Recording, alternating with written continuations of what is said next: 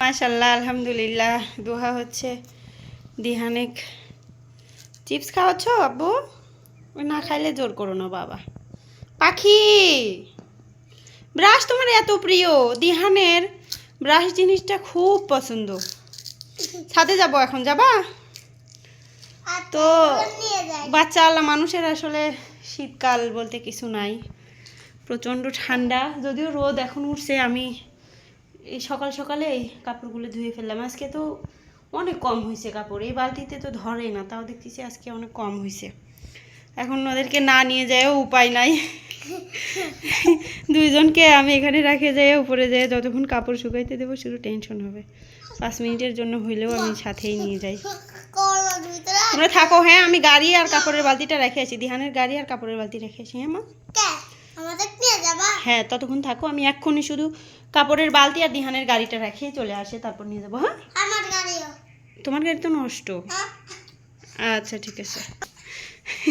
তুমি মন খারাপ করছো।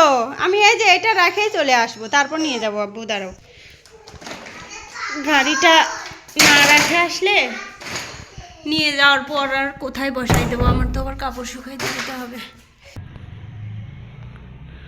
এই জায়গাটা মানে ধানের বস্তা রেখে এক একজন পাড়ার সবাই মনে ধানের বস্তা রেখে গেছে। এই যে দেখেন কি অবস্থা। বলছিলাম যে ধান শুকানোর পর সবাই নিয়ে যাবেন, শুকাইতে দিছি ছাদে, এর মধ্যে এই যে দেখেন কি অবস্থা। আসলে মানুষের উপকারীকে বাঘে খায়, এটা কথাটা ঠিক, একদমই ঠিক। দোহা তুমি চলে আসলা কেন?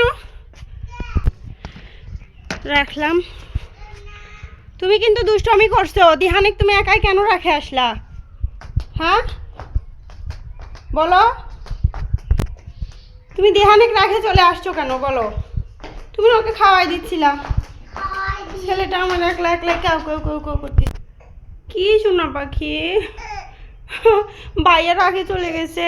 আসো পাখি, আমার জানটা, ওরে আমার জানটা রে, আসো আসো আসো।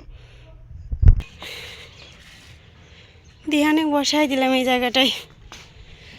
আব্বু দুষ্টমি করো না, হ্যাঁ? কাপড় কয়টা এখন দিয়ে দেব। দোহা কই গেলা তুমি? দুইজনে খেলাধুলা করো, হ্যাঁ? আমি ততক্ষণ কাপড় দিয়ে দিই।